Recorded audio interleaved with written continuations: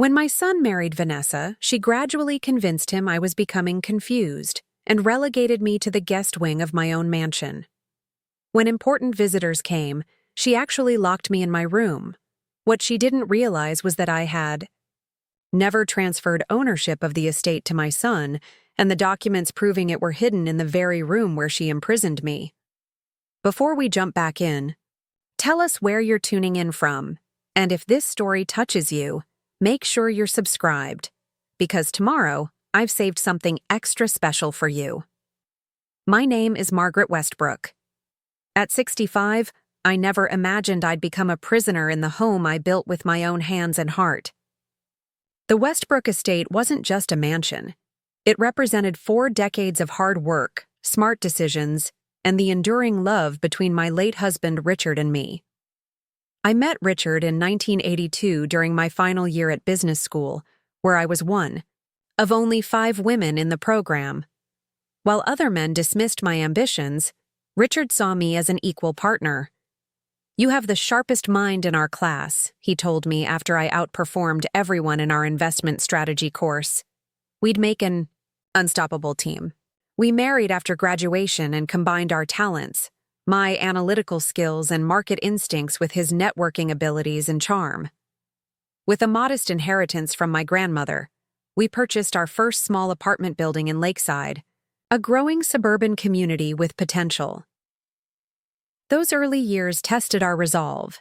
We lived in the smallest unit of our own building, pouring every dollar back into new acquisitions. When our son Michael was born in 1985, I returned to work after just 2 weeks, often nursing him while on business calls and reviewing contracts during his naps. We traded childcare duties, determined to be present parents despite our growing business. By the time Michael was in elementary school, Westbrook Properties owned 6 residential buildings and was developing our first commercial space. I was the driving force behind our acquisition strategy, though people often assumed I just helped with the books. Richard defended my role fiercely, making sure clients and partners knew I made the final decisions on all investments. Our breakthrough came in 1995, when I convinced Richard to purchase an entire block of abandoned warehouses downtown, an area others considered a dead zone. While everyone saw urban decay, I envisioned loft apartments, boutique shops, and creative office spaces. "This is either brilliant or insane," Richard said as we stood amid the crumbling structures. "The line between those is thinner than most people think," I replied. That investment quadrupled our net worth within 5 years. By 2000, Westbrook Properties had become a respected regional developer, and we'd moved to a comfortable suburban home where Michael could enjoy a normal childhood.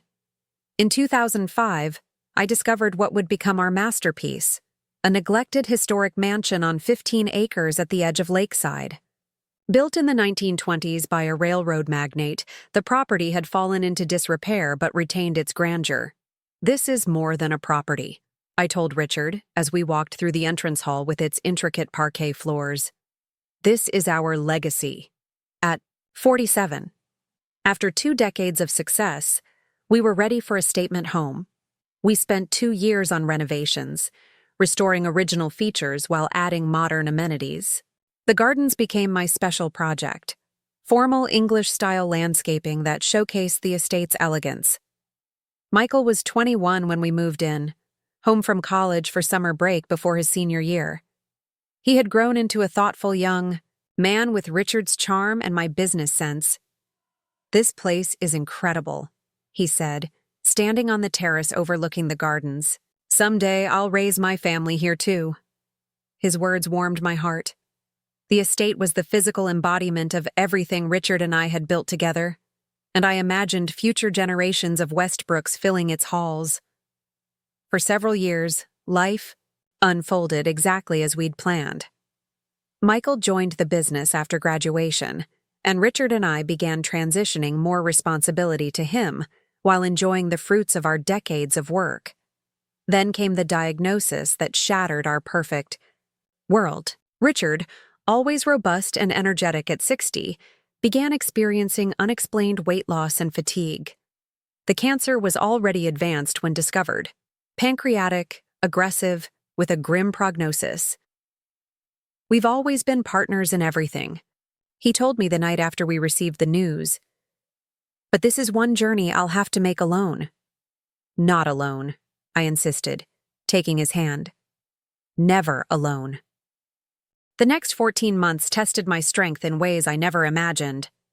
Throughout Richard's illness, I managed both his care and our business, moving meetings to our home and creating systems that allowed us to maintain control despite his declining health. Michael stepped up admirably during this time, taking on client meetings Richard couldn't attend and learning aspects of the business he hadn't yet mastered. I was proud of our son and comforted knowing the company would continue under his stewardship. Richard died peacefully at Westbrook Estate on a spring morning in 2014. After nearly 4 decades together, I found myself truly alone for the first time since business school. I don't want you rattling around in this big house by yourself, Michael suggested a few months after the funeral. It's too much to maintain. This home is filled with your father's presence, I explained. I find comfort here. Besides, I'm perfectly capable of managing the estate. And I was. Despite my grief, I continued to run Westbrook Properties with the same sharp acumen I always had, with Michael as my right hand. The business gave me purpose during that first difficult year, a reason to get up each morning and continue moving forward. Then Michael met Vanessa, Hamilton at a charity gala for the Lakeside Historical Society in late 2015. I remember the evening clearly. It was the first major social event I'd attended since Richard's passing. The gala was held in the restored Grand Theater downtown, a Westbrook Properties renovation project that had earned us considerable goodwill in the community. "Mother, I'd like you to meet Vanessa," Michael said, approaching me with a striking woman on his arm. Tall and elegant in a midnight blue gown, with auburn hair swept into an intricate updo, Vanessa made an immediate impression. "Mrs. Westbrook," she said, extending a manicured hand. "What an honor to meet you. The Westbrook Foundation's work with historical preservation is inspiring." I was flattered by her knowledge of our philanthropic efforts. During our conversation, she revealed she was an art historian specializing in American architectural preservation, a passion I shared. She spoke intelligently about the theater's restoration, noting details even I had forgotten about the original crown moldings and light fixtures we'd painstakingly recreated. "Your son tells me Westbrook Estate is a magnificent example of 1920s Neo-Georgian architecture," she said. "I'd love to see it someday." That someday came the following weekend when Michael invited her to dinner. I prepared Richard's famous coq au vin recipe, and we dined in the formal dining room with the good china and crystal, something I rarely bothered with since Richard's passing. Vanessa arrived with an impressive bottle of wine and a small, thoughtfully chosen book on historic American estates. Throughout dinner, she asked insightful questions about the mansion's history and our restoration process.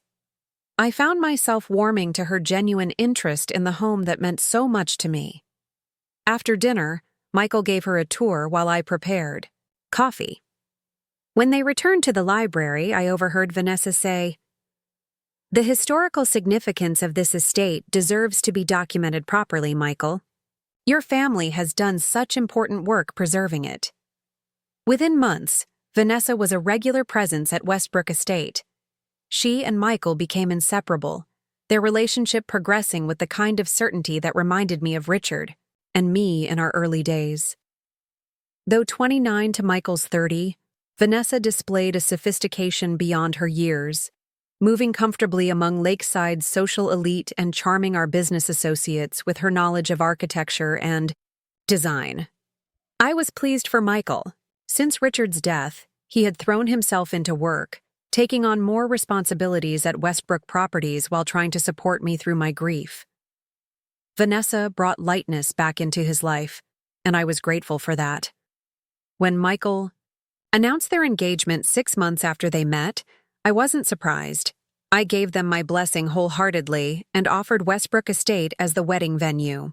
"That's incredibly generous, Mrs. Westbrook," Vanessa said, her eyes surveying the grand foyer as if seeing it anew, now as a setting for her special day rather than merely an architectural specimen. "Please, Vanessa, call me Margaret," I insisted. "We're going to be family." The wedding planning consumed the next few months. Vanessa approached it with the same attention to detail she applied to her academic work, creating spreadsheets for everything from floral arrangements to seating charts. I offered input when asked, but mostly stayed out of the way. This was their day, after all. The wedding itself was picture-perfect, a garden ceremony on the estate's east lawn, with the mansion providing a stately backdrop. 200 guests witnessed their vows, followed by a reception in a marquee that Vanessa had decorated to complement the home's architectural style. In my mother of the groom speech, I welcomed Vanessa to our family and spoke of how Richard would have adored her appreciation for the legacy we had built. After a 3-week honeymoon in Europe, the newlyweds returned with news. Rather than moving into the downtown loft Michael had purchased years earlier, they wanted to live at Westbrook Estate. "There's more than enough room," Michael explained over dinner their first night back. "The East Wing has its own entrance and private spaces. We wouldn't be in your way, Mother." "And it makes practical sense," Vanessa added. "Why maintain 2 large properties when we could consolidate? Plus, I've been thinking about proper archival documentation of the house and its contents. Living here would allow me to work on that project properly." I hesitated, valuing my independence and the quiet routines I'd established since Richard's death. But the estate did feel empty at times, and I couldn't deny the practical arguments. Moreover, I liked the idea of Michael raising his future children in the home we had created for that very purpose. "Let's try it," I agreed. "We can always reassess if it doesn't work out." The transition went smoothly at first. The east wing of the mansion had originally been designed as guest quarters, with its own sitting room, small kitchen, and 3 bedrooms. Vanessa threw herself into redecorating, consulting me on larger changes but otherwise making the space their own. I continued my daily routine: breakfast in the sunroom overlooking the gardens, mornings at the Westbrook Properties offices downtown, afternoons often spent in my study reviewing contracts or working on the foundation's charitable initiatives. Michael and I commuted together most days, using the drive to discuss business matters. The first subtle changes began about 3 months after the wedding. Vanessa suggested reorganizing the kitchen to optimize efficiency, moving items I'd kept in the same places for years. When I couldn't find my favorite teapot one morning, she explained she'd relocated it to a higher shelf because it wasn't used often enough to take up prime space. "But I use it every afternoon," I said, confused. "Oh, I hadn't noticed," she replied, though I'd maintained the same tea ritual since she'd moved in. Then came changes to the household staff. Mrs. Collins, who had cleaned for us since we'd purchased the estate, was replaced with a service Vanessa selected. Mrs. Collins was missing corners and using products that damaged the historical woodwork, Vanessa explained when I questioned the change. As an architectural preservationist, I couldn't stand by and watch. I was hurt that she hadn't consulted me but recognized her expertise in preservation. Richard had always said I was too soft in business matters, reluctant to replace underperforming employees. Perhaps Vanessa was right. Gradually, Vanessa began hosting more social events at the estate: cocktail parties for her academic colleagues, fundraisers for the Historical Society, dinner parties with Michael's business associates. These gatherings increasingly happened without my prior knowledge, and I often came home to find the house filled with strangers. "We didn't want to bother you with the details," Vanessa explained, when I expressed surprise at finding 30 people in our dining room one evening. "You work so hard, and these events can be tedious to plan." "Still, this is my home," I reminded her gently. "I should at least know when guests are coming." Her expression shifted slightly, a flicker of something cold before her smile returned. "Of course, Margaret. It's just that Michael and I consider this our home too. We want to contribute to the Westbrook legacy by maintaining its position as a social center for Lakeside's community leaders.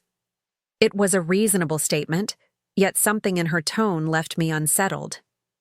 That night, I spoke to Michael privately, expressing my concerns about being left out of decisions regarding the estate. "Vanessa's just trying to take some burden off you, Mother," he assured me. "She worries you're doing too much at your age." "At my age?" I repeated, startled. At 62, I was hardly infirm. I still worked full-time, served on multiple boards, and managed the estate grounds myself because gardening was my passion. "You know what I mean?" Michael said dismissively. "After what happened with the Henderson contract, we're all a bit concerned." The Henderson contract had been a minor issue, a typo in a property description that I'd missed during review. It was the sort of mistake anyone could make and had been easily corrected. "One small error doesn't indicate cognitive decline, Michael," I said, trying to keep the hurt from my voice. He backpedaled quickly. "Of course not. I didn't mean to imply that. Just that Vanessa wants to help, and sometimes you seem resistant to her efforts." I let the matter drop, not wanting to create tension, but as I prepared for bed that night, I realized something significant had shifted in my relationship with my son. For the first time, he was viewing me through someone else's lens, and the image was distorted. The following week, I discovered my office at home had been reorganized in my absence. Files I kept in specific places were rearranged, my computer had been moved, and several family photos were missing from my desk. When I confronted Vanessa, she appeared confused. "I was just helping, Margaret. The cleaning service mentioned your office was difficult to maintain with so many papers everywhere. I thought a more minimalist approach would create a calmer work environment for you." "Please don't change my private spaces without asking," I said firmly. "I have a system that works for me." Vanessa's eyes widened slightly. "Of course, I didn't realize you were so particular. It's just that sometimes you seem a bit overwhelmed with details lately." Michael mentioned the Henderson contract, and then there was that missed appointment with the foundation board. I hadn't missed any appointment? "What are you talking about? Last Thursday? The foundation quarterly review?" "Michael said you forgot completely until he reminded you." This was patently false. The meeting had been rescheduled by the board secretary, and I had the email to prove it. When I said as much, Vanessa looked embarrassed. "Oh dear, there must have been some miscommunication." Michael seemed so certain. "I'm sorry for the confusion." That night, I checked my calendar obsessively, reviewing past appointments and upcoming commitments. Had I missed something important without realizing it? Was I becoming forgetful? The seed of doubt had been planted, and I found it taking root despite my rational mind's objections. It was the beginning of a subtle but persistent campaign that would grow more overt with time.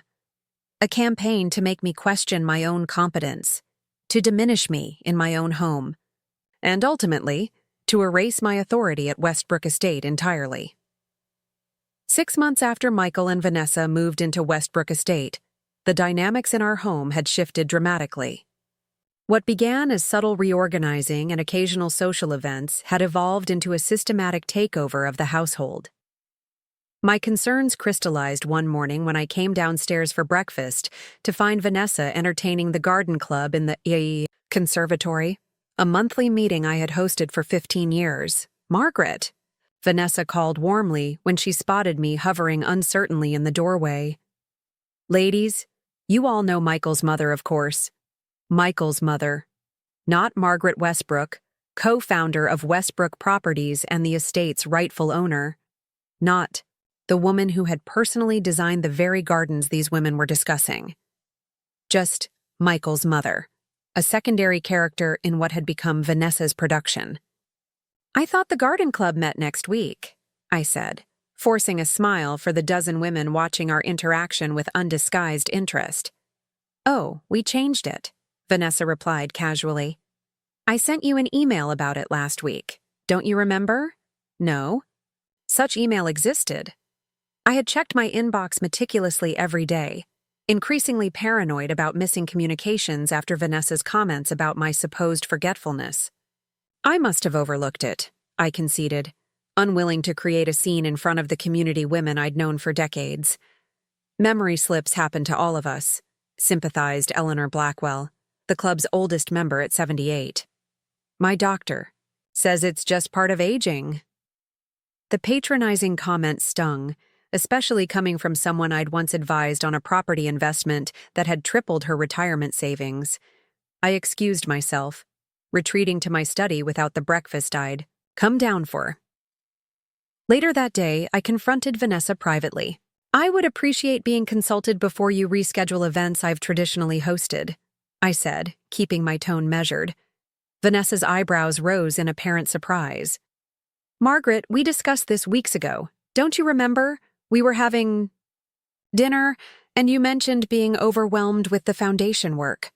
I offered to take over some of your social obligations, and you seemed relieved. No such conversation had occurred. I was certain of it. Yet Vanessa's confident assertion made me doubt myself momentarily, a disconcerting feeling that was becoming increasingly familiar. In the future, I said firmly, please check with me, directly before making changes to long-standing arrangements. Of course, she agreed easily. Though Michael thinks it might be good for you to step back from some responsibilities. He's concerned about your stress levels. This pattern repeated itself with increasing frequency. I would discover changes, made without my input, furniture rearranged, paintings rehung, staff schedules altered, only to be told either that I had agreed to these changes and forgotten, or that they were made out of concern for my well-being. Most troubling was Michael's evolving attitude. My once respectful son began treating me with a kind of gentle condescension, often speaking about me in the third person even when I was present. Mother gets confused about scheduling these days, he would tell visitors as I sat right beside him. Or, we try not to burden Mother with too many details now. During a dinner with potential investors, when I corrected Michael on a point about one of our downtown properties, the exact year of purchase and the original tenants, he patted my hand indulgently. Mother's memory plays tricks sometimes, he told the guests with an affectionate smile that didn't reach his eyes. We purchased that building in 2003, not 1998. I knew with absolute certainty that he was wrong. I had the documentation in my study to prove it. Yet rather than contradict him and create tension during a business dinner, I remained silent, the food turning to ash in my mouth. Later that night, I pulled the property files and confirmed what I already knew. The building had indeed been purchased in 1998, exactly as I'd stated. When I showed Michael the documentation the next morning, he seemed genuinely surprised. That's strange, he said, frowning at the papers. I clearly remember Dad talking about that acquisition when I was in business school. You were still in high school in 1998, I reminded him. Your father and I bought that property the year before you started college. A flash of uncertainty crossed his face before Vanessa entered the room, coffee cup in hand. What are you two discussing so intensely? This early? She asked. Michael explained the discrepancy, showing her the documentation. To my surprise, Vanessa took my side immediately. Margaret is absolutely right, darling. Remember, this was one of their first commercial properties in the downtown area. It was the success of this investment that led to the warehouse district project years later. Her accurate assessment momentarily disarmed me. It was the first time in months she had openly acknowledged my business acumen. I could have sworn, Michael began, then shook his head. I guess I was mistaken. It happens to everyone, Vanessa said soothingly, shooting me a conspiratorial smile. Even those of us not yet in our 60s. The subtle jab didn't escape me, but I was more interested in her apparent knowledge of our business history.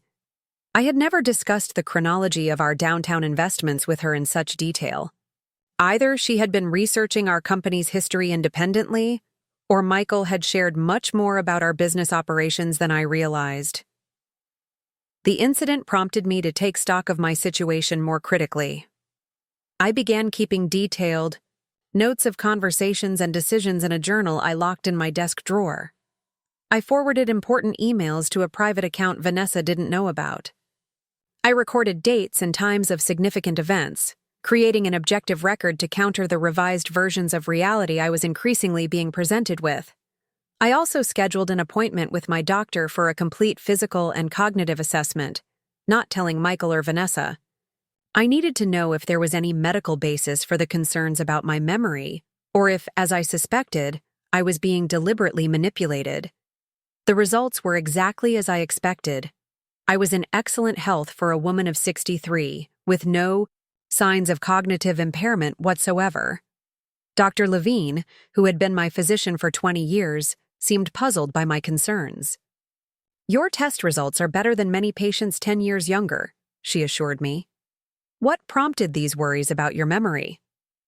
I hesitated to share the full situation, not wanting to seem paranoid or to speak ill of my family.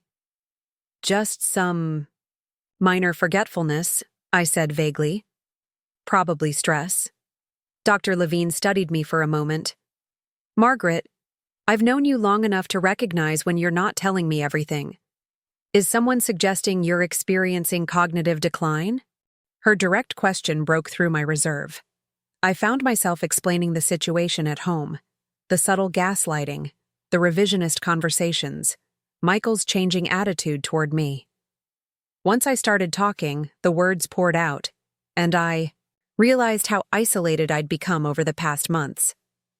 Dr. Levine listened without interruption, her expression growing increasingly concerned. When I finished, she leaned forward in her chair. "What you're describing sounds like a form of emotional abuse called gaslighting," she said quietly. "It's a manipulation technique that makes victims question their own perceptions and memories." "But why would my son and daughter-in-law do that?" I asked, the question that had been haunting me for months. "Control, most likely," she replied.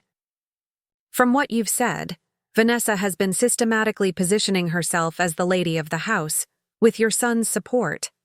Diminishing your authority by questioning your competence serves their interests." She wrote something on her prescription pad and handed it to me. Instead of medication, she had written the name and number of a therapist. "Carol specializes in supporting older adults dealing with family dynamics and potential elder abuse," Dr. Levine explained. "I think it would help to have someone objective to talk to, and she can help you develop strategies for handling this situation." I folded the paper carefully and put it in my purse. "Is it elder abuse if I'm not actually elderly? I'm only 63, and I'm still working full-time." Dr. Levine smiled sadly. "Elder abuse is defined more by the power dynamic and the vulnerability being exploited than by any specific age. And Margaret, please be careful. These situations can escalate when confronted directly." Her warning proved prophetic. When I returned to Westbrook Estate that afternoon, I found Vanessa and Michael in my study, going through my desk drawers. My private journal lay open on the desktop. "What are you doing?" I demanded from the doorway, anger overshadowing my usual caution. They both looked up, startled. Michael at least had the grace to appear embarrassed, but Vanessa's expression quickly shifted from surprise to concern. "Margaret, we've been so worried about you," she said, approaching me with hands outstretched. "You've been so secretive lately, disappearing without telling anyone where you're going." "I went to a doctor's appointment," I replied stiffly. "I wasn't aware I needed permission to do so." "Of course not," Michael interjected, moving to stand beside his wife. "But when you missed the meeting with the Henderson group this morning, we became concerned." There was no meeting with the Henderson group. I knew this with absolute certainty because I maintained my own calendar in addition to the shared family calendar Vanessa had instituted. "There was no Henderson meeting today," I stated firmly. "It's scheduled for next week." Michael and Vanessa exchanged a look I had come to recognize. A silent communication that excluded me and positioned them as concerned allies managing a difficult situation. "Mother," Michael said gently, as if speaking to a child. "We discussed this yesterday. The meeting was moved up at their request. Vanessa reminded you at dinner, and you acknowledged it." I opened my mouth to protest, then spotted my journal open on the desk. Had they read about my doctor's appointment? About my growing suspicions? About the steps I had been taking to document their manipulation? Deciding that retreat was my safest option, I feigned confusion. "Perhaps I forgot. I'm sorry if I missed an important meeting." The relief on their faces was palpable. They expected resistance, were prepared for it. My apparent capitulation disarmed them. "It's all right," Vanessa soothed. "Everyone forgets things sometimes. But this is why we're concerned, Margaret. These memory lapses seem to be happening more frequently." "I'm just tired," I said, moving toward my desk and casually closing my journal. "If you don't mind, I'd like to rest for a while."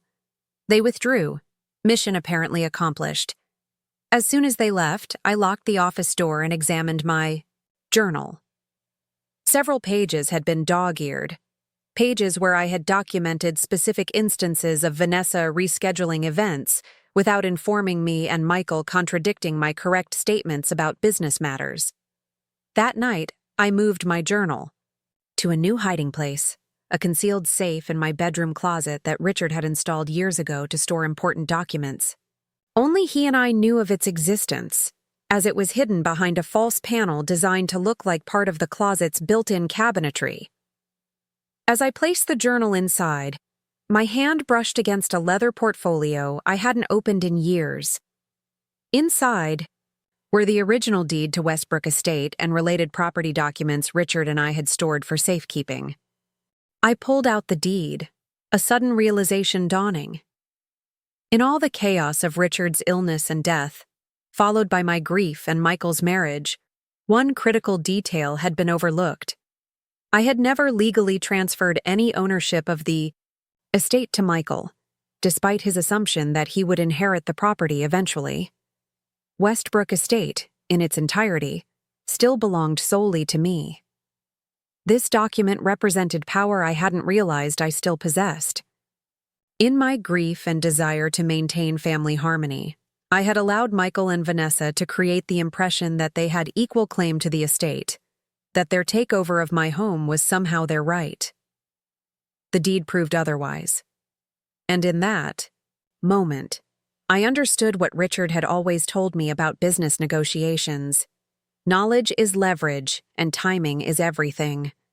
I carefully returned the deed to the portfolio and locked the safe. I wasn't ready to play this card yet, but knowing it was there gave me something I had been steadily losing under Vanessa's campaign: confidence. The discovery of the deed gave me a renewed sense of security, but I kept this knowledge to myself. Following Dr. Levine's advice, I began meeting with Carol Simmons, the therapist she recommended, under the guise of grief counseling to avoid raising Michael and Vanessa's suspicions.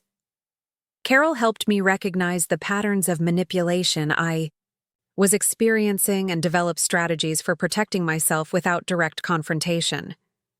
Document everything, she advised. Build your case quietly.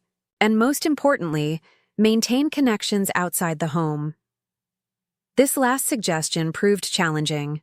Over the previous months, Vanessa had systematically inserted herself into my social and professional networks. My friends from the garden club now consulted her about events. Business associates increasingly directed questions to Michael rather than me.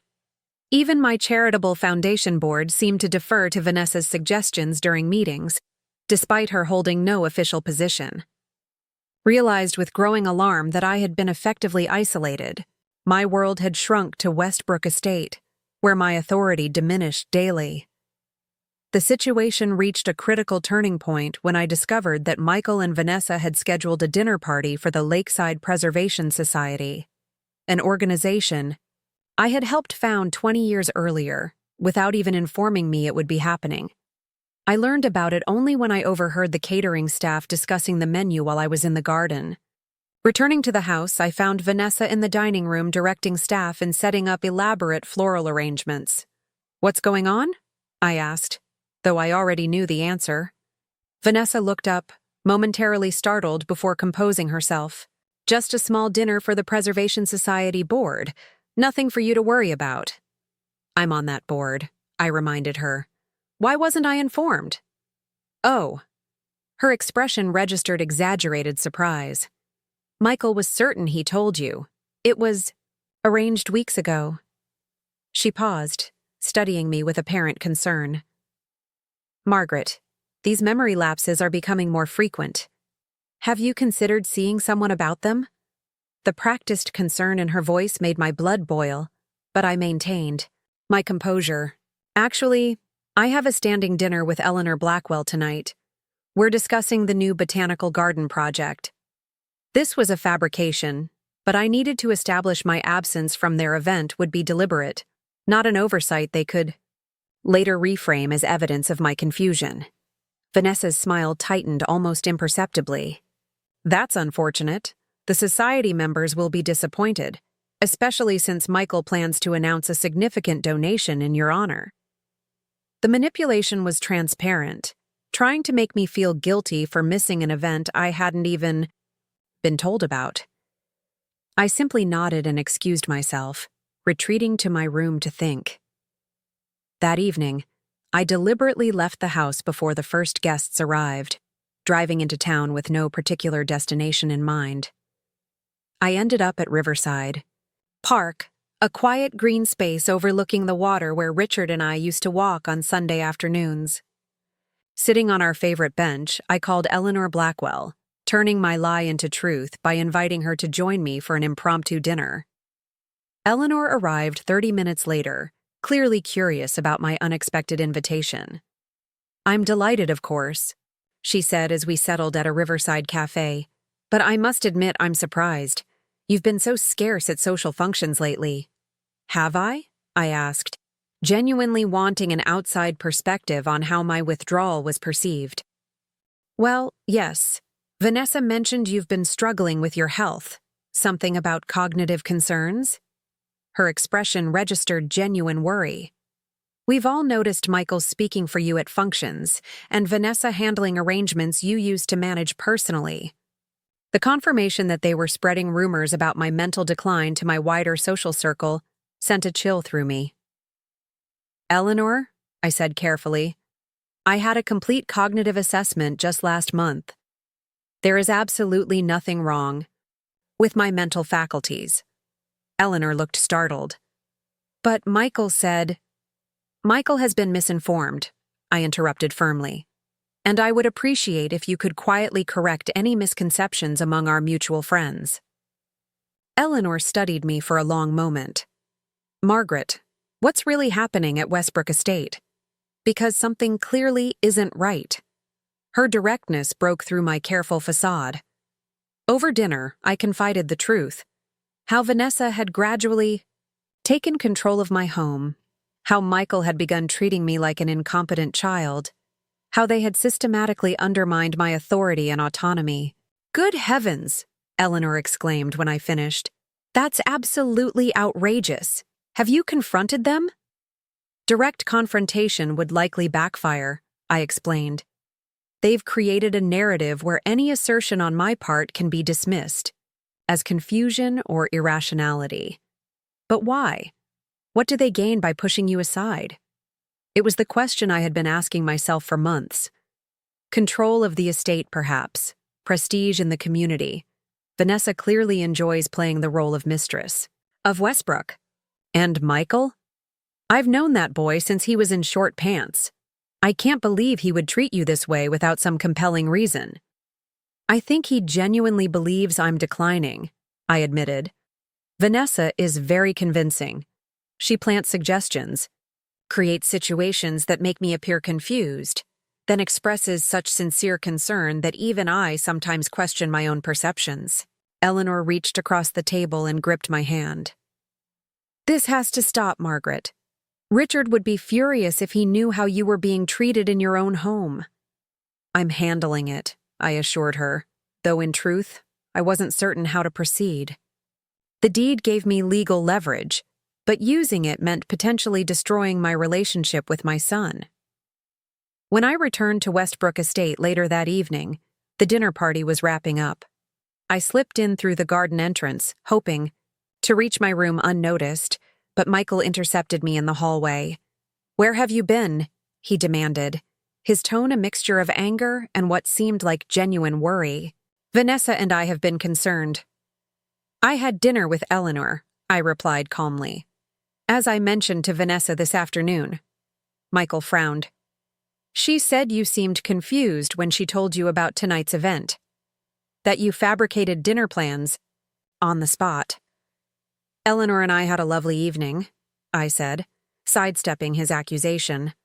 "How was the Preservation Society dinner?" He hesitated, thrown by my composure. "It went well. We announced a foundation grant for the courthouse renovation project."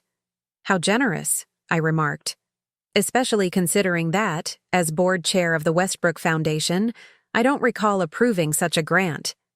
Michael's expression shifted from confusion to defensiveness. "It was in the quarterly budget you signed off on last month." It most certainly was not, and we both knew it. But rather than argue, I simply nodded. "I'm quite tired, Michael. We can discuss foundation business tomorrow at the office." As I moved past him toward the stairs, he caught my arm. "Mother, I'm worried about you. These memory issues, the secretive behavior, it's not like you." For a moment, I saw genuine concern in his eyes.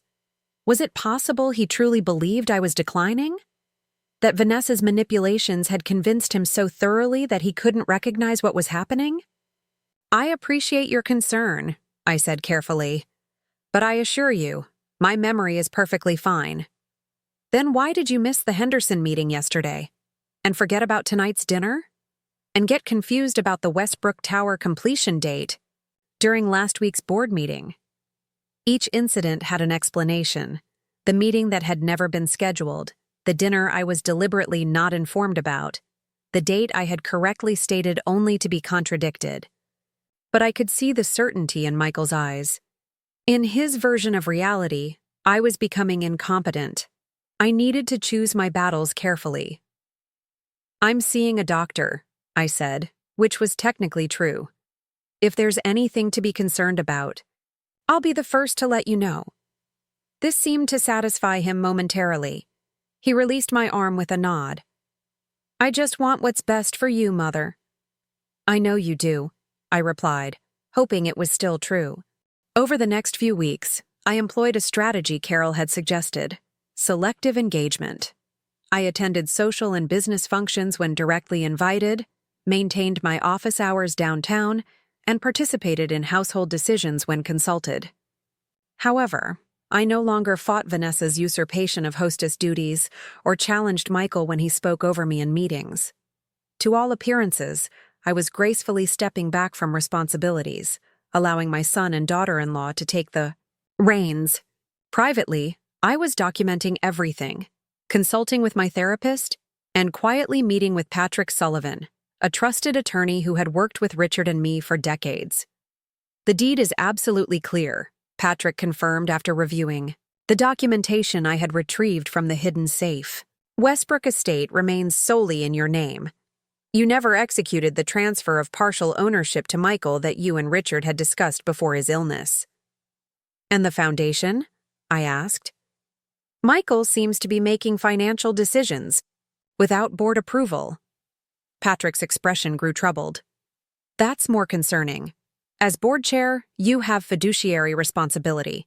If improper grants are being made, you could be legally liable, even if you weren't aware of them."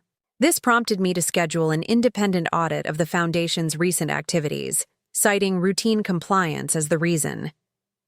When the results came back, they confirmed my fears.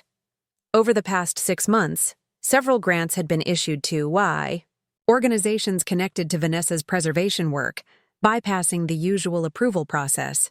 The amounts weren't enormous, but the pattern was clear. Armed with this information, I prepared to confront Michael directly. Before I could do so, however, Vanessa made her most aggressive move yet. I returned from a foundation meeting to find workers installing an electronic keypad on my bedroom door. "What is this?" I demanded of the technician. "Home security upgrade," he replied without looking up from his work. "Mrs. Westbrook's orders." "I am Mrs. Westbrook," I informed him coldly. "And I didn't authorize this." The man finally looked at me, confusion crossing his face. "The young Mrs. Westbrook ordered the system, ma'am, for the East Wing and your suite. Specifically, I found Vanessa in the garden room, reviewing color swatches with an interior designer I didn't recognize. Why are there keypads being installed on my private rooms?" I asked without preamble. Vanessa dismissed the designer with a gracious smile before turning to me. "It's for your safety, Margaret. After you wandered out last month and returned so disoriented, Michael and I felt additional security measures. We're prudent." "Wandered out?" I repeated incredulously. "I went to dinner with Eleanor Blackwell, deliberately." Vanessa's expression was a masterpiece of compassionate concern. "That's not what Eleanor told Michael when he called to check on you. She said you appeared confused and couldn't remember how you'd gotten to the park. She was quite worried." This was an outright lie. My dinner with Eleanor had been perfectly pleasant, my memory and orientation completely intact. Whatever Michael might have said to her afterward, I knew Eleanor wouldn't have described me as confused. "I'm removing those keypads," I stated firmly. "This is still my house, and I won't be locked in my own rooms." Vanessa's expression hardened slightly before she composed herself. "That's not your decision to make anymore, Margaret. Michael and I have consulted with Dr. Reynolds, and he agrees that monitoring your movements is necessary for your safety." "Dr. Reynolds?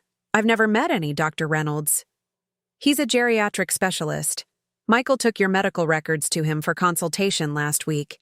He was quite concerned about the patterns of behavior we described. The violation of my privacy was breathtaking. Michael had no right to share my medical information without my consent." "He has power of attorney," Vanessa replied smoothly. "He's only doing what's best for you." I felt as if the floor had dropped from beneath my feet. Power of attorney? I never granted Michael power of attorney. Vanessa reached into a drawer and pulled out a document, sliding it across the table to me. "You signed it 3 months ago, Margaret. Don't you remember? We had the family attorney draw it up after you got lost coming home from the office." I had never gotten lost coming home from the office. I had never signed any power of attorney. Yet, there was my signature on the document before me, or what appeared to be my signature. It was close, very close, but the slight tremor in the final stroke of the K was wrong. I had always signed my name with a distinctive flourish on the final letter. This was a forgery. A very good one, but a forgery nonetheless. I forced myself to remain calm as I considered my options. If I accused them of forgery directly, they would simply claim it was further evidence of my memory loss. I needed to handle this carefully. "I see," I said, handing the document back. It must have slipped my mind. Vanessa's relief was evident. She had expected a fight. "It's all right, Margaret. That's why we're putting these systems in place. To protect you from these lapses." "Of course," I agreed mildly. "Will I have the code to my own door, at least?" "Michael thought it best if only we had the master codes," she replied. "But you can always call us if you need to go out. The system alerts us when your door opens, so we'll know if you're wandering at night." "How considerate," I managed, bile rising in my throat. That night, after retreating to my suite, I called Patrick Sullivan's emergency line. "They've forged a power of attorney," I told him without preamble, "and they're installing locks on my doors that only they can control." Patrick's voice was grave. "This has escalated beyond emotional manipulation, Margaret. This is illegal imprisonment and fraud. We need to act immediately." "I need proof of the forgery first," I reasoned. "And I need to understand exactly what actions they've taken using this fraudulent document." "I can file for an emergency injunction tomorrow morning," he offered. "Get the document invalidated pending investigation." I considered this option, but hesitated. If we take legal action, I may lose any chance of reconciliation with Michael. I need to be certain he knows what Vanessa has done, that he's not an innocent party deceived like I was. Margaret, Patrick said seriously, based on what you've described, I'm concerned about your immediate safety. If they're willing to forge legal documents and lock you in your rooms, what else might they do? His words sent a chill through me. What are you suggesting? I'm suggesting you don't spend another night in that house until we've resolved this legally. Pack a bag and I'll send a car for you. You can stay with my family tonight, and we'll file the necessary papers first thing tomorrow. It was tempting. The thought of sleeping in a house where others controlled my movements was deeply disturbing. But I wasn't ready to abandon my home, or the hope that Michael could be made to see the truth. I appreciate the offer, Patrick, but I need one more day. There's a board meeting tomorrow where I can present the foundation audit findings. If Michael is involved in the financial impropriety, it will be clear then. If he's as shocked as I expect him to be, there's still hope he's being manipulated rather than actively participating. Patrick reluctantly agreed, but insisted on having a car ready for me after the meeting. Promise me you'll be careful, he urged.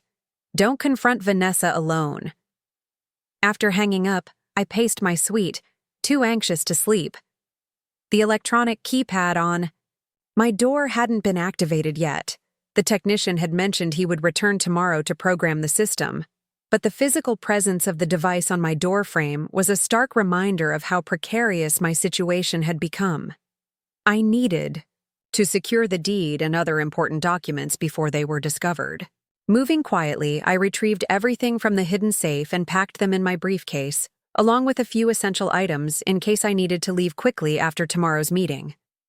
As I finished my preparations, a soft knock sounded at my door. Michael's voice called from the hallway. Mother, are you still awake? I hesitated, then tucked my briefcase into the closet before opening the door. Michael stood there in his pajamas and robe, looking troubled. I wanted to check on you, he said, studying my face. Vanessa told me you were upset about the security system.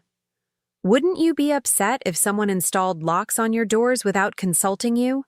I asked mildly. He had the grace to look uncomfortable. It's not about locking you in. It's about keeping you safe. Safe from what exactly? From yourself, he said quietly. Mother, last week you left the stove on all night.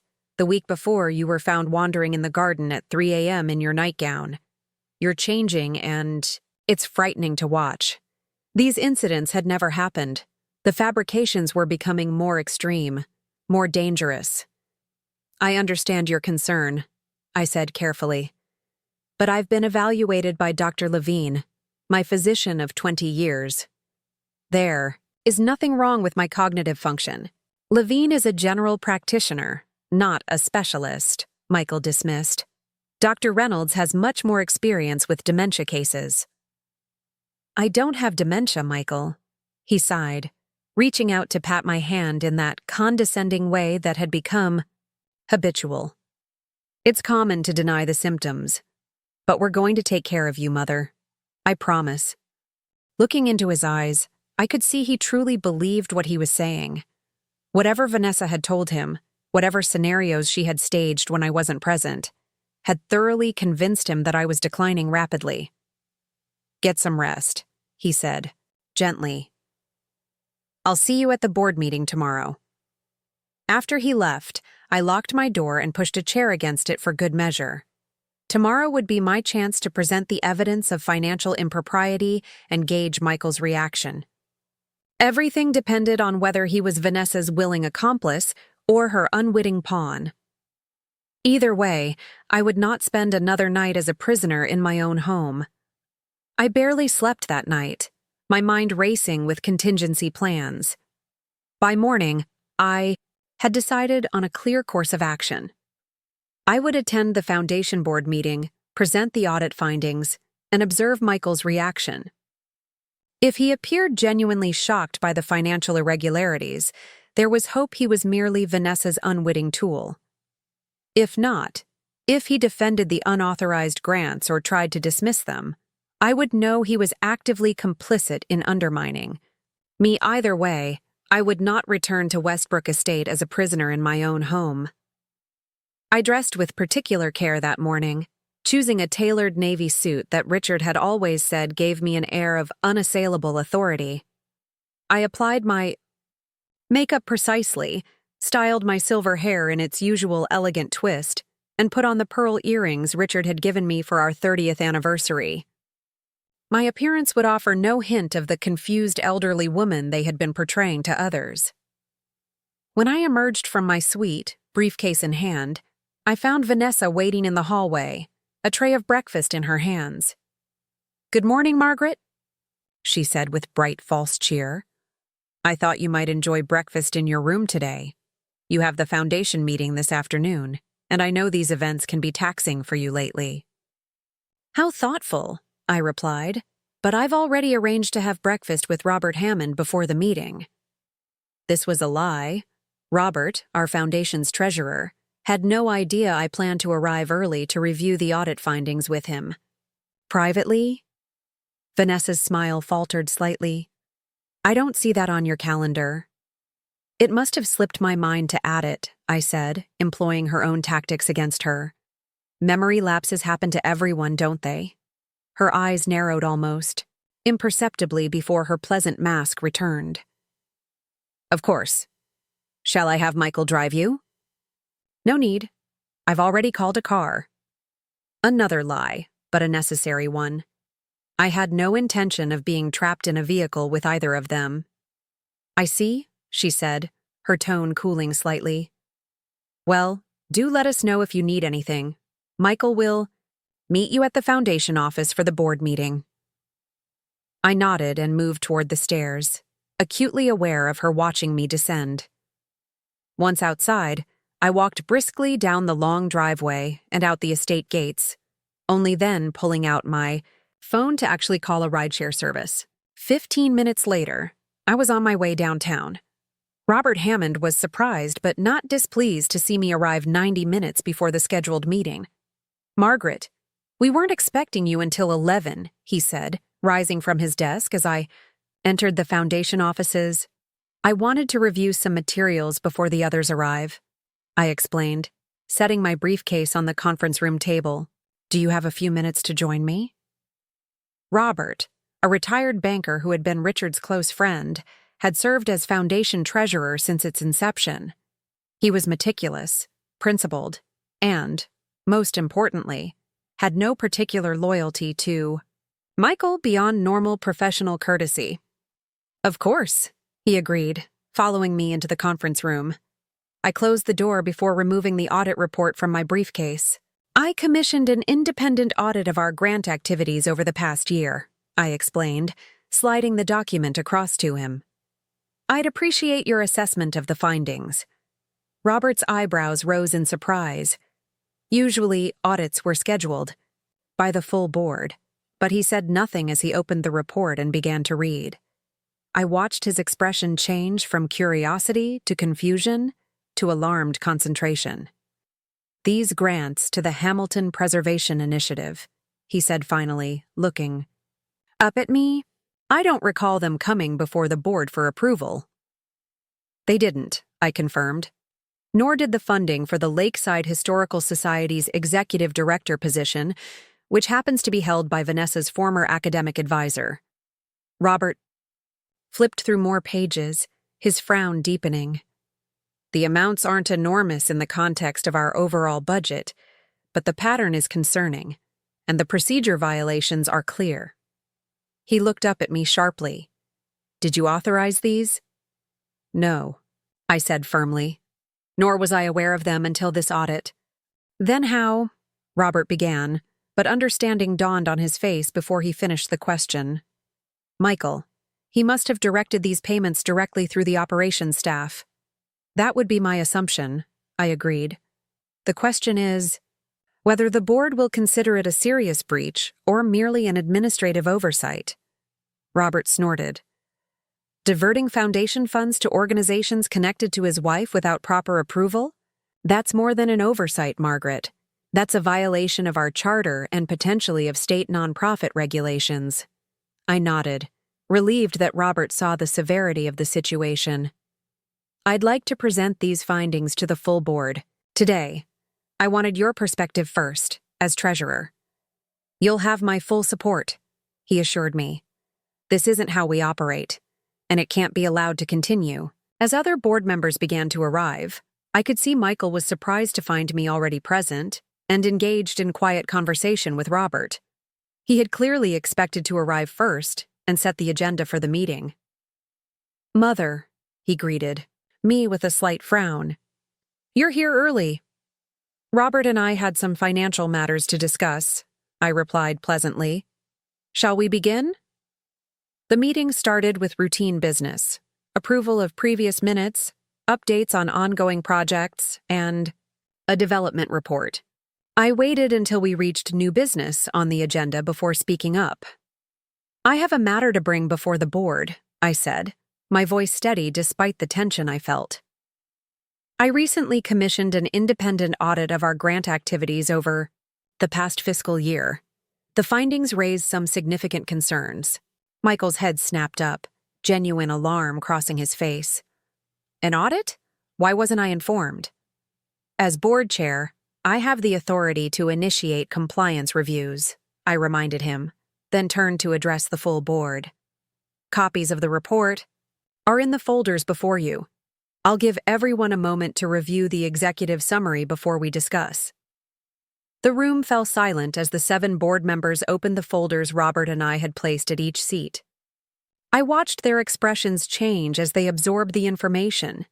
Confusion, concern, and in several cases, growing anger. Diane Winters, no relation but a longtime family friend and retired judge, was the first to speak. "Am I reading this correctly? Over $300,000 in grants were issued to organizations connected to Vanessa Hamilton Westbrook without board approval or proper disclosure of the conflicts of interest." "That's correct," I confirmed. All eyes turned to Michael, who had gone pale as he read through the detailed findings. "Michael," I said quietly, "as COO of the foundation, perhaps you can explain how these grants were authorized without following our established protocols." His expression as he looked up told me everything I needed to know. Not shock, not confusion, but a trapped calculation as he assessed his options. He knew exactly what had happened. "There appears to have been an administrative oversight," he began carefully. "These organizations do valuable work aligned with our mission. I suspect the proper approvals were obtained but not properly documented." Diane's eyes narrowed. "I've served on this board for 12 years, Michael. I have never seen or voted on any of these grants." "Nor have I," added James Chen, our newest board member, but a meticulous attorney known for his attention to detail. "And I've reviewed all meeting minutes since joining the board last year." Michael's defensiveness shifted to a new strategy. "Mother often handles approvals for smaller grants between formal meetings," he offered. "Perhaps she authorized these and doesn't recall doing so." The attempt to redirect blame to my supposedly failing memory was exactly what I had anticipated. I waited, saying nothing, as Robert Hammond cleared his throat. "As treasurer, I review all grant disbursements," he stated firmly.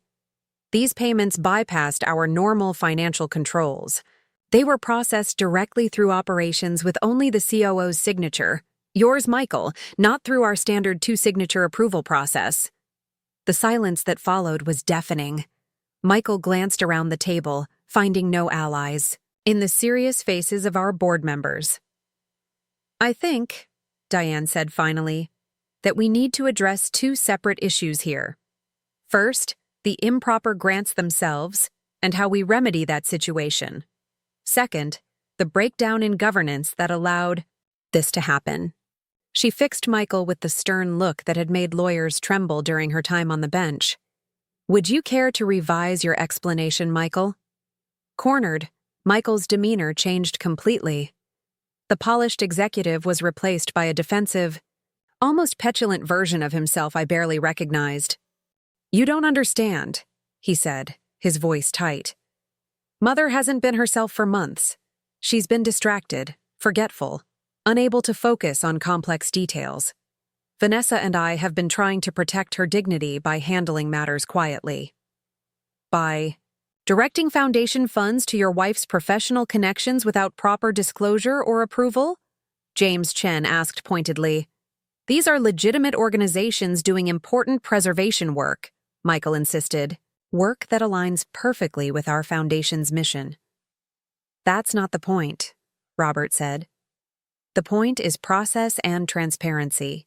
Even if these were the most worthy grants in our history, the way they were handled represents a serious breach of our fiduciary responsibility."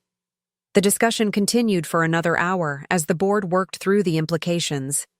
By the end, several resolutions had been passed: an expanded audit of all grants over the past 2 years, temporary suspension of Michael's signing authority, and the establishment of a special committee to review our governance procedures. Michael sat in stony silence as the votes were taken, each one unanimous except for his own abstentions. When the meeting finally adjourned, he approached me immediately. "We need to talk," he said, his voice low and urgent. "Privately." "I think we've said everything necessary for today," I replied, gathering my papers. "The board has spoken." "This isn't about the board," he hissed. "This is about what happens next. You've humiliated me professionally. Do you really think that's going to help your situation at home?" The barely veiled threat confirmed my worst fears. Michael wasn't an unwitting participant in Vanessa's schemes. He was actively complicit. And now that I had challenged him publicly, he was prepared to escalate his efforts to control me. "I have a lunch appointment," I said, keeping my voice steady. "We can discuss this tomorrow." "No," he insisted, gripping my arm tightly enough to make me wince. "We're going to discuss it now, at home." Robert Hammond appeared beside us, his expression concerned. "Is everything all right, Margaret?" Michael released my arm immediately, his public facade snapping back into place. "Just a family matter," he said smoothly. "Mother and I need to sort out some details." "Actually, Robert and I have plans to discuss the audit findings further over lunch," I improvised, giving Robert a meaningful look. "Isn't that right, Robert?" To his credit, Robert caught on immediately. "Yes, indeed. I've made reservations at Riverside Bistro. Shall we, Margaret?" Michael's frustration was evident, but with others watching, he could only nod stiffly. "We'll continue this discussion later, Mother." As we walked to the elevator, Robert leaned in close. "You're not going back to that house, are you?" "Not yet," I admitted. "I need to handle something first." Over lunch, I shared with Robert the full extent of what had been happening at Westbrook Estate: the gaslighting, the isolation, and now the electronic locks being installed on my doors. "Good God, Margaret," he exclaimed. "This isn't just emotional manipulation, it's criminal confinement. You need to go to the police." "I will," I assured him. "But first, I need to reclaim what's mine." After lunch, instead of going to the police station as I'd told Robert I would, I asked him to drop me at the offices of Patrick Sullivan, the attorney who had worked with Richard and me for decades. "Margaret," Patrick greeted me warmly. "This is an unexpected pleasure. What brings you in today?" "I need your help with something urgent," I explained. "And I need absolute discretion." Once I explained the situation, Patrick's expression grew increasingly grave. "What you're describing is elder abuse, Margaret. Criminal elder abuse." "I'm aware," I said. "And I'll address the legal aspects soon. But first, I need to handle the immediate problem." I showed him the original deed to Westbrook Estate, the one I'd retrieved from the hidden safe and kept in my briefcase.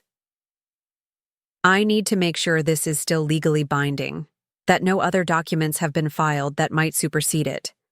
Patrick examined the deed carefully. This is the original, unaltered deed showing you as the sole owner.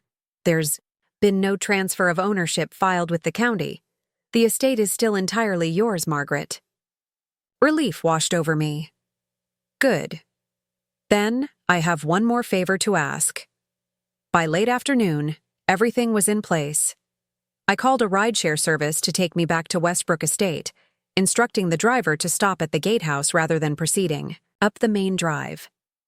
The security guard, a new hire I didn't recognize, likely one of Vanessa's staffing changes, seemed surprised to see me walking up rather than arriving by car. Mrs. Westbrook? He questioned. Is everything all right? Perfectly. Fine, I assured him. I just need you to open the gate. He hesitated. Mrs. Westbrook, the younger Mrs. Westbrook, said to notify her if you returned. She was concerned about you. I'm sure she was, I said dryly. But as the owner of this property, I'm instructing you to open the gate and not to call ahead. Is that understood? Something in my tone must have conveyed the seriousness of the situation, because he nodded and pressed the button to open the gates.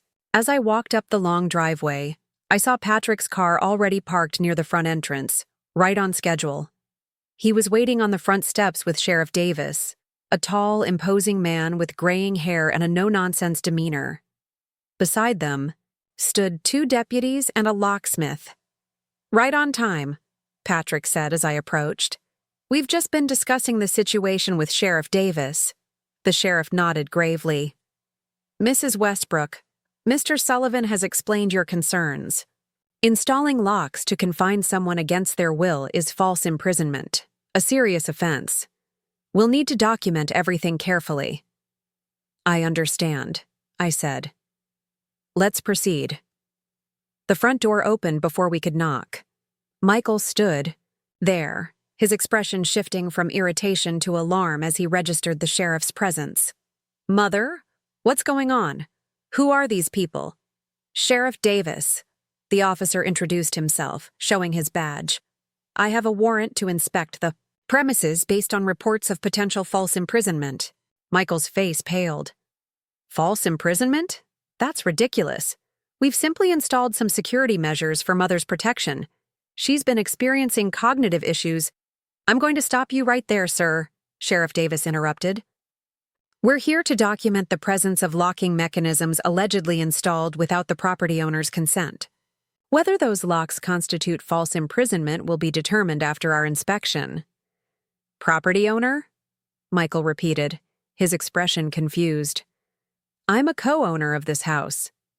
No, Michael, you're not, I said quietly, nodding to Patrick, who handed Michael a copy of the deed. Westbrook Estate belongs solely to me. It always has. The blood drained from Michael's face as he stared at the document. But Dad always said, we always planned. Your father and I discussed transferring partial ownership to you eventually, I acknowledged.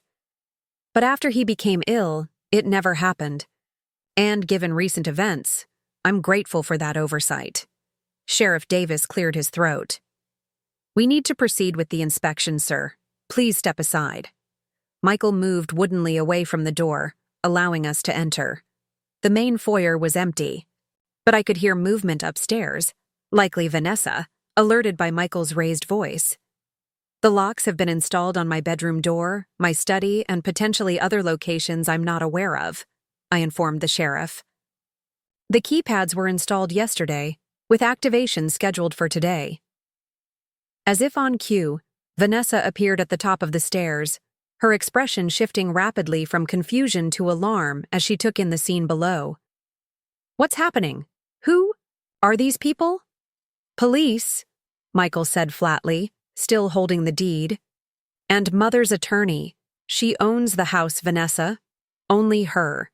There was never any transfer of ownership.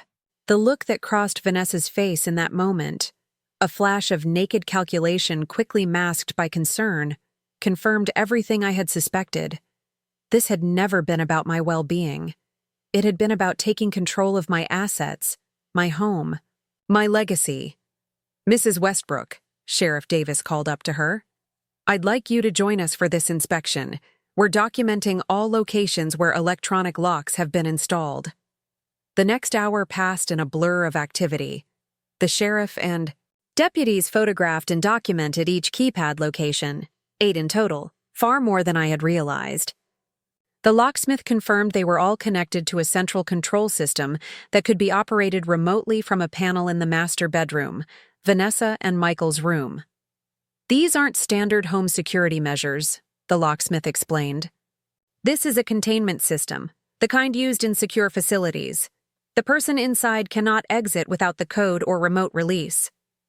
Throughout the inspection, Michael remained silent, his expression alternating between shock and what appeared to be dawning recognition of the magnitude of what he had participated in. Vanessa, by contrast, maintained a steady stream of justifications.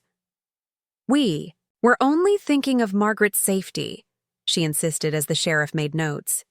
"She's been wandering, getting confused. These measures were recommended by specialists." "Which specialists?" Sheriff Davis asked pointedly. "Dr. Reynolds," she replied promptly, "a geriatric expert who reviewed Margaret's case."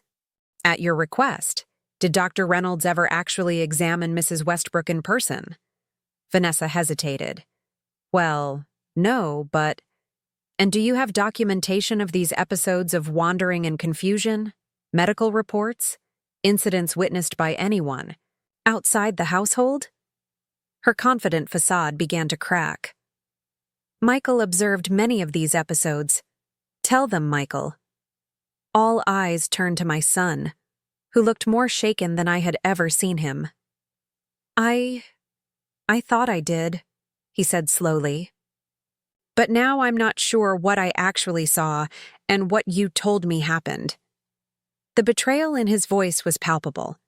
For the first time, I felt a flicker of hope that he might not have been a willing participant in all of Vanessa's schemes, that he too had been manipulated, though certainly not to the extent I had been.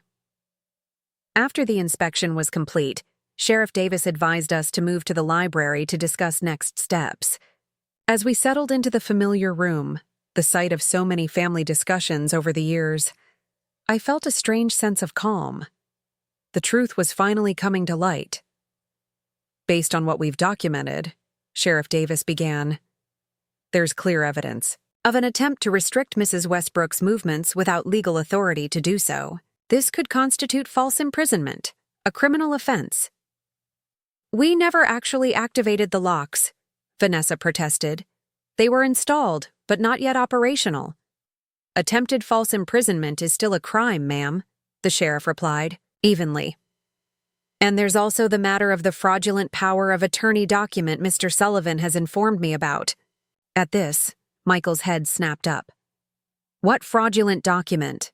Patrick removed a paper from his briefcase and placed it on the table. "This power of attorney, purportedly signed by Mrs. Westbrook 3 months ago. A forensic handwriting expert has already confirmed the signature is not authentic." Michael picked up the document, studying it with growing horror. "I never saw this before. Vanessa told me Mother had signed it while I was in Chicago for the developers' conference." All eyes turned to Vanessa, whose composure finally shattered. "You weren't supposed to find that," she spat, glaring at me. "How did you even know to look for it? You're supposed to be losing your mind, not playing detective." Her words hung in the air, a damning admission that silenced everyone in the room. Sheriff Davis raised his eyebrows. "Mrs. Westbrook, the younger Mrs. Westbrook, I believe you should consult an attorney before saying anything further." "I don't need an attorney," Vanessa snapped, rising to her feet. "This is absurd. Everything I did was for this family's benefit." That old house Michael grew up in was falling apart. The foundation was being mismanaged. Margaret was making irrational decisions. Someone had to take control. "It wasn't your control to take," I said quietly. "This is my home, my business, my life." "A life you wasted," Vanessa shot back, her careful mask completely gone now. "Do you know what I could have done with your resources?" The renovations this house deserves? The connections we could have built? Instead, you're content to live in the past, clinging to memories of your precious Richard while the world moves on without you. Michael stood abruptly. That's enough, Vanessa. She rounded on him, eyes flashing. Oh, now you grow a spine? After months of believing every word I said about your mother's decline? After signing off on foundation grants to my colleagues without question? You're as much a part of this as I am. I think we've heard enough, Sheriff Davis interjected, motioning to one of his deputies. Mrs. Westbrook, Vanessa Hamilton Westbrook, you're under arrest for attempted false imprisonment and forgery. You have the right to remain silent.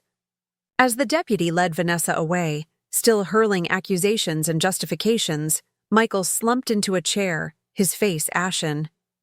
Mother, I swear I didn't know about the forged document or the extent of the locks. I genuinely believed you were experiencing cognitive decline.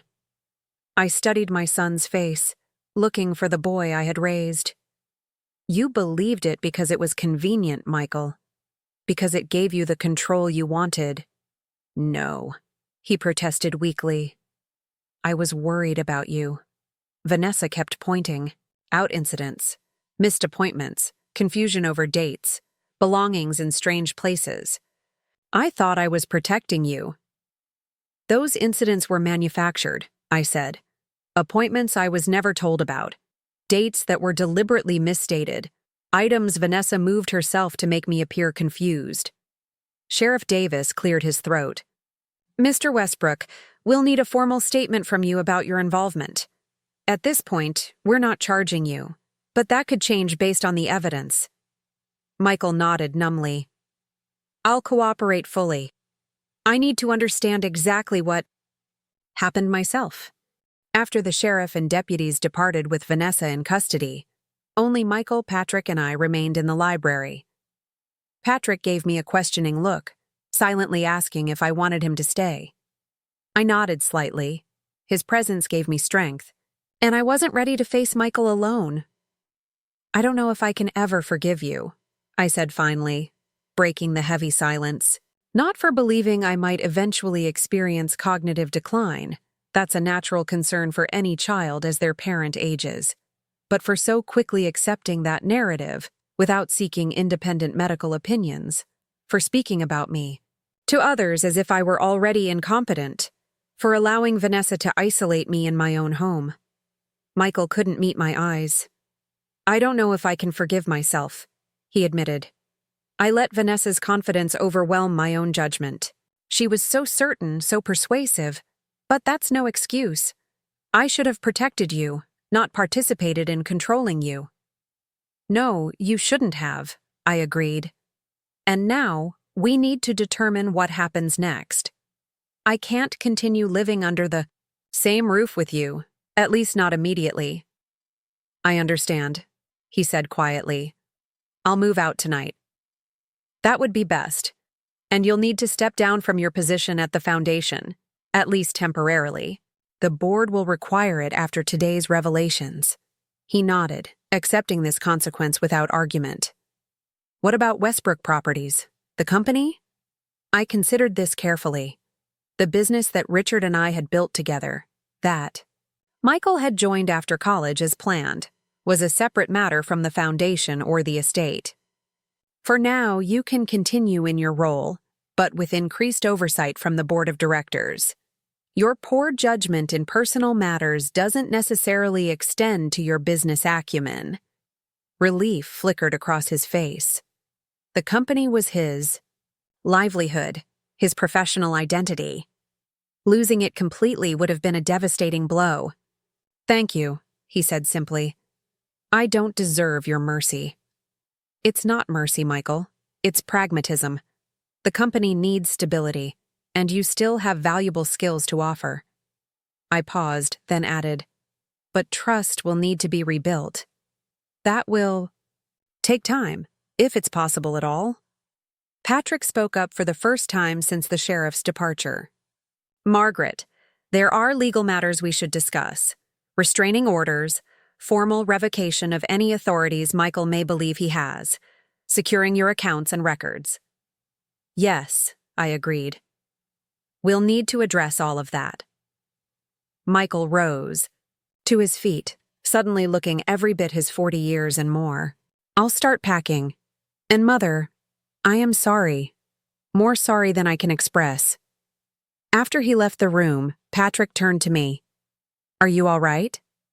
No, I admitted. But I will be. That evening, as Michael loaded his car with hastily packed suitcases, I stood in my garden, the garden Richard and I had designed together, that Vanessa had begun to alter without my permission, and breathed deeply of the spring air.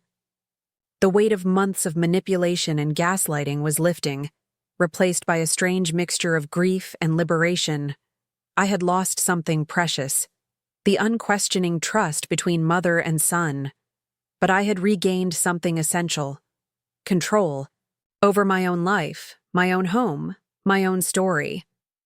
As Michael's car disappeared down the driveway, I turned back toward Westbrook Estate. The grand house stood as it always had, solid and welcoming, its windows glowing warmly in the gathering dusk. The electronic keypads had been removed, leaving only faint outlines where they had briefly marred the elegant door frames. I climbed the steps to the front entrance, inserted my key, and stepped inside. For the first time in months, I moved through my home without feeling watched or judged, without second-guessing my actions or words, without the subtle unease that had become my constant companion. In the library, I poured myself a glass of Richard's favorite scotch and settled into his old leather chair. Well, Richard, I said aloud to the empty room. That wasn't how I expected to spend my 65th year. I could almost hear his reply, the gentle humor that had sustained us through 4 decades together. You always did like to keep things interesting, Maggie. The nickname, one only Richard had ever used, brought unexpected tears to my eyes. I missed him desperately in that moment, his strength, his unwavering support. But as I sat there in the growing darkness, sipping fine scotch and feeling the solid foundations of the home we had built together, I realized that Richard had prepared me for this moment without either of us knowing it would come. Through our partnership, he had helped me become a woman who could stand her ground, who could recognize manipulation, who could fight for what was rightfully hers. The deed to the mansion that had saved me wasn't just a legal document. It was a symbol of the legacy Richard and I had created together, a legacy that couldn't be stolen by anyone, not even our own son. Tomorrow would bring new challenges, legal proceedings against Vanessa, restructuring the foundation's governance, rebuilding, appropriate boundaries with Michael if that proved possible. But tonight, in this moment, I was simply Margaret Westbrook, mistress of my own home, captain of my own fate. I raised my glass in a silent toast to Richard, to my own resilience, and to the undeniable power of having the deed to the mansion, hidden in the very room where they had tried to imprison me. Some lessons come at a heavy price, but once learned, they are never forgotten. Up next, you've got 2 more standout stories right on your screen. If this one hit the mark, you won't want to pass these up. Just click and check them out. And don't forget to subscribe and turn on the notification bell so you don't miss any upload from us.